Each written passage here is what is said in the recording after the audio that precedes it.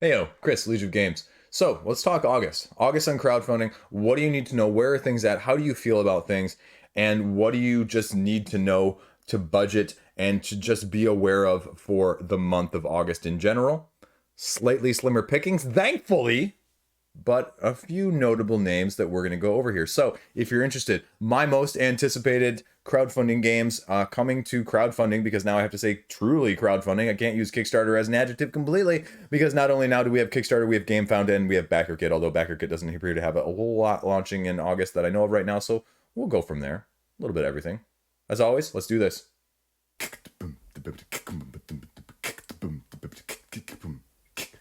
First up, we have to talk about this. This is going to be launching on the 9th. This is one of the biggest, not literally, we'll get to that one next, but figuratively speaking, one of the biggest of the month because of all the hype it got the first time around, all the hype it's gotten the second time around. This is a very interesting 4X card crafting game, utilizing the system that John DeClaire put out with Mystic Vale originally, and then followed up with the Edge of Darkness, and really recognized and utilized it to a bigger extent in this aspect. Now, this is going to appeal with everybody. This is going to be a reprint with a new expansion. The base game, the core game, and the two saga expansions that were around the first time, you can get that because this is going to be a full reprint. But they say also on the 9th, there's going to be a third saga expansion that you can be aware of. 1 to 4 player, play how you want, sort of go to different islands, establish different routes, economically play how you choose to do so. And are you going to be a pirate? Are you going to take what you need? Are you going to try and trade more as you upgrade your crew, upgrade your ship, and make your way across the high seas?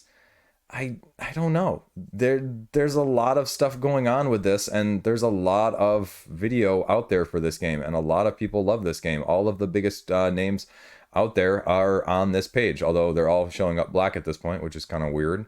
That's probably my computer more than anything else. I don't know. I don't know how I feel about this. I really don't have any interest in it, to be frank with you. The card crafting and the length of play, I've heard, is much longer than necessarily you would like. I don't think I've heard many people playing it in 90 minutes, especially the first couple times. And that's the biggest barrier, because I look at this as sort of a 3-hour game. And from that aspect, with these mechanisms, that's not going to be something that is compatible from that aspect for me, at least personally, if it's really like that. And that's just not my, made up impression. Because that's the biggest problem with Edge of Darkness. And it's just too massive of a box, Edge of Darkness is just like one of those games where you can't really bring it anywhere else. You have to play it at your house. And so that portability becomes a significant factor when it comes to games like this too. Because then everybody owns their own copy and everybody just plays their own copy. And then if somebody else has their own copy, you don't need your own copy. Anyway, you know what I'm saying. But this is launching on the 9th, and it's going to be really intriguing to see how this does based on all the hype that's come out with all of the reviews since the crowdfunding campaign, and since with the media were given a bunch of review copies as well in the last month or so. So this is going to be an interesting test of the market to see what AEG has in store. Next, we're going to be going over to Arcane Wonders here, because they are coming back with Foundations of Rome. City building board game with an absolutely massively overproduced box pieces, quote unquote, miniatures of the city pieces that you're going to be playing. 5th player expansion, Monuments expansion, all of these other things you can get extra. You can get it Sundrop, you can get just the base game if you want it alone. Sundrop is out of stock. You can actually order some of this stuff right now if you want, but it's going to cost you an Emperor Pledge $220, and the base game alone is going to cost you $240. So when you go over to the crowdfunding page and you take a look at that, well, the base game here was only $99, so that's already almost 50%, but 40% increase in the price and that aspect. And then the Emperor Pledge was $159. So the core is going to cost you right now at retail almost what the full Emperor Pledge did back then. Is that price going to be, a trickle-down effect? Did they really lose that much money, and then was the margin that tight on the first time around? I'm assuming they've got something new to go out with this, because it's Kickstarter, right? And so again, this is interestingly enough, right? Let's talk about this right here. This is not going to be sold into distribution. Kickstarter exclusive project. Bull, bull. Well, sort of, at least, right? It's not going to wide distribution, but the fact that you can buy it right now means it's in distribution. It's just not the wide distribution that you think of. So this is a FOMO tactic. When we've seen this more lately, Mythic is famous for this nowadays. Steamforge does it too, not as bad, but Steamforge definitely has the price increase as well between their retail and their crowdfunding. So you're building a marketplace. You're building an absolutely massive, massive table box of games. And people were arguing that, well, if you just made this with tiles and, cardboard chits, it would be, $30 and you could do it, but it wouldn't have all the bling that makes everything more, right? These massive, massive mothers of monuments. So this one's going to make waves because I think people are having serious FOMO. The question is, are they going to incentivize people to back here versus wait until retail again because of the price difference here? So is this base pledge right here, the Senator pledge, going to be $120 so that you can entice people to go on crowdfunding as sort of a pre-order system? I don't really know. But then that would sort of, undercut yourself at the same time. So whoa, I would doubt it. Maybe bundles. Maybe if you could bundle some of this stuff, get a cheaper price, but I would be shocked otherwise. And this is launching on the 2nd, so we'll know very shortly what that looks like as it comes closer. Quick update here, because this video came out late, I was able to sneak in a little bit of Foundations of Rome. At the end of the week, I'll be breaking this down further on my crowdfunding roundup that I do on a weekly basis. But Foundations of Rome, as already launched with the second printing, it's funded, but it's funding at a very interesting aspect. The only pledge level is $200, and that gets you everything. That gets you the previous Monuments expansion, the previous 5th player expansion, the stretch goals previously, as well as the new expansion. How do you feel about that? How do you feel about getting this for $200? I mean, we're talking about cosmetic upgrades, right? Holy crap, Batman. I mean, this isn't just deluxeifications. This is deluxeifications upon deluxeifications. And, as much as people say that the gameplay is great, is it $200 great?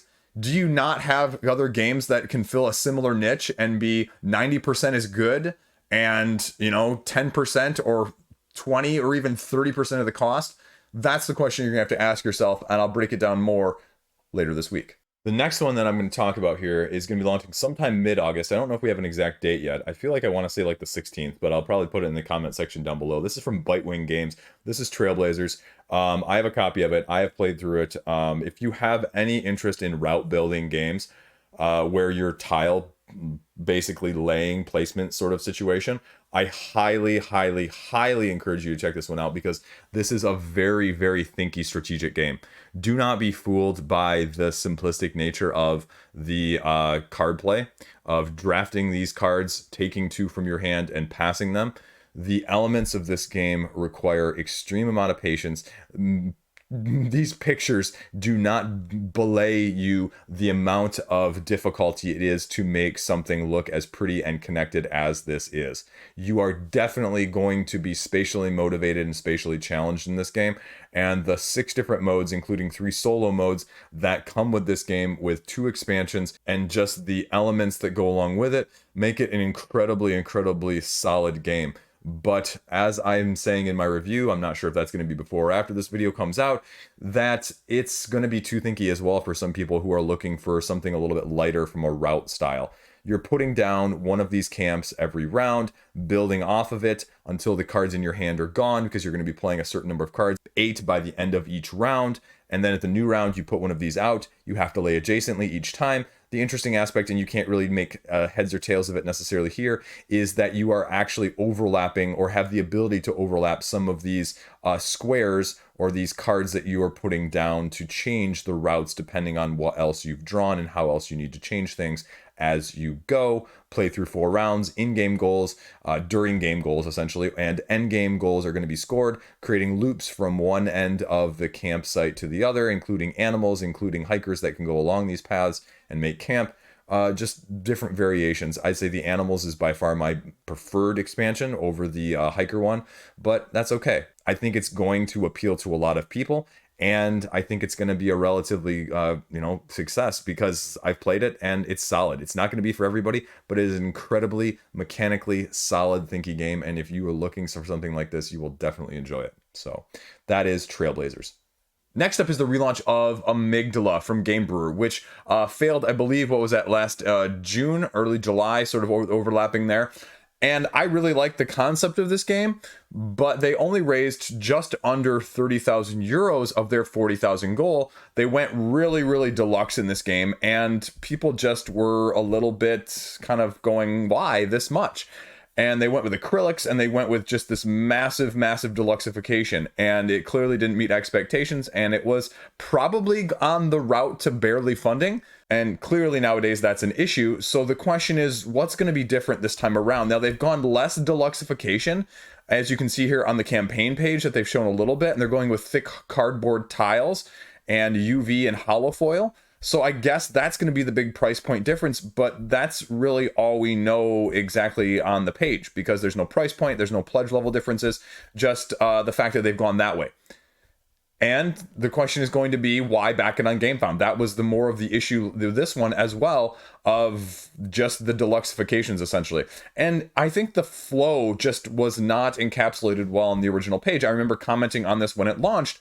These diagrams, I don't think were actually there originally when it launched and when I covered it, and I think they may have been added later. I could be wrong on this, but the flow of the game was not easily understood by the nature of this or even the rule book when I first looked at it. And so really watching John Gets Games video was the only way, this one right here actually, to learn how it actually sort of gave a experience that you're looking for. That in combination with the price point, I think just didn't really fit well with a lot of people from that aspect. So we're going to see how different it is and what enticements Game Brewer has got in store for us when it relaunches on the 8th. Next up, launching on the 9th, we have a very interesting test as well. This is Kinfire Chronicles Night's Fall.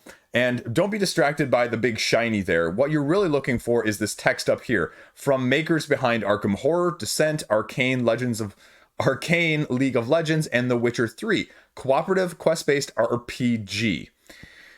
That's tricky. Now, I believe the Board Game Geek page says it's about 15 quests that you're going to be going through, and say what you will about the art, I'm not sure that's final. They've got some standees here as well on these little videos, acrylics by the look of it. And the question is just going to be, what does this bring different in this realm of quest-based campaign games? New world, pedigree, great. What are you going to show me in terms of nuance, gameplay, and get it now? It has very much more of an RPG feel if you go over to Board Game Geek here. Adventuring, battle, exploration. The adventuring phase sounds like you're drawing event cards, essentially, and then seeing what you need to do. Flipping the correct number or color of cards from your deck. Okay. Battle phase, work together, defeat enemies on a physical battle map. Turns are decided by drawing chits. Okay, that's interesting as well. And you're playing cards that do damage and boosting other people's actions as you go. And then if you don't complete the objective or the enemy defeats you, it's going to affect later gameplay options and choices. And then you go back to the exploration phase to speak, purchase, and level up. So maybe more of a deck building aspect of things. I mean, I'm willing to give it a look. It's launching on the 9th. We're going to see what it looks like and what it entails, but it's going to have to, win me over from that aspect of things with the competition out there. And last up, and this is because it's a relatively short month and there's not a lot of big names announced, this is Almost Innocent. This is a game coming out from Colossal Games in combination with Matago, as well as set in the BFF Games universe, if you're familiar with Hidden Leaders, which I talked about last year as well. Hidden Leaders, by the way, having an expansion coming out, I believe, in October on crowdfunding. This is a cooperative deduction game where you're trying to prove other people's innocence. You're getting other people's alibis, essentially, established with the gameplay of how you're doing things. Each player individually, as it says, has been accused of a crime, but your teammates are going to be the ones proving that you're innocent or not. Choose the right questions, deduce what you need to do, and there's somehow going to be a story campaign going along with this. The combination of BFF Games and Colossal Games and Matago, I'm intrigued to see what they can pull off. But this one's launching at the very end of the month. This one is nearly September. This one is launching on the 30th, so you're going to have to wait around a couple weeks to actually get a little bit more insight into whether or not this one's right for you. And there you go. As always, thanks for watching, thanks for subbing, and hopefully you like it. Let me know what you've got on your radar, and we'll go from there. Stay classy. Have a great day. See you around.